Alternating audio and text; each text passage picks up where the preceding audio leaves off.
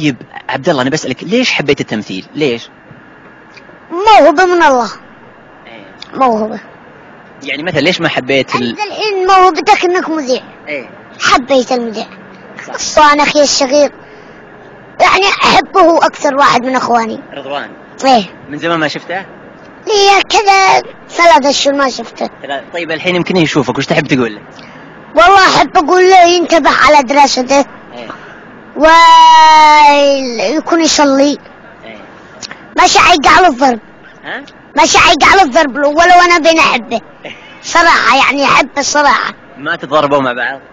لا والله ما ارحم. تلعب تايكوندو وجمباز وكرة قدم؟ تبغاني افعل لك حركة الحين؟ يلا اقفزك لها انا؟ يلا. لا بس مضارباتك كثيرة انت ولا لا؟ لا مش كثيرة. احيانا. من الاشخاص اللي تضربهم؟ انت اول واحد. عارف انك نجم ولا لا؟ ما بنفتخرش بنفسي، ما نش عارف. شوف في شباب كثير يناظرونك هنا الحين ويصورون، وش تحب تقول لهم؟ والله أنا أحب أقول لهم كل خير، السلام عليكم، وروحوا ناموا أحسن لهم.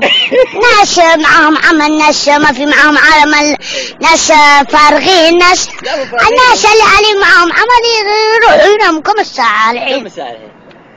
الساعة 12 بدري يقعد. الناس كويسين، ما يعني متخالقين مع الناس، متأدبين، يعني ما يقصرون. لابتوب ولا تبغى لابتوبي؟ اليوم رسم. إيه. أنت اليوم كويس والله. رسمي بعد مو عاجبني أنت اليوم. صحيت من النوم ولا أخ علي زعزعني من النوم. قالوا قوم اليوم معك مقابلة وكذا وكذا، فأنا ما استوعبت. رحمن أنت ما خليتنا نشرب، ما أعطيتنا فرصة. أنت مبعد. أنت طماع على فلوسك، ما أعطيتنا فرصة.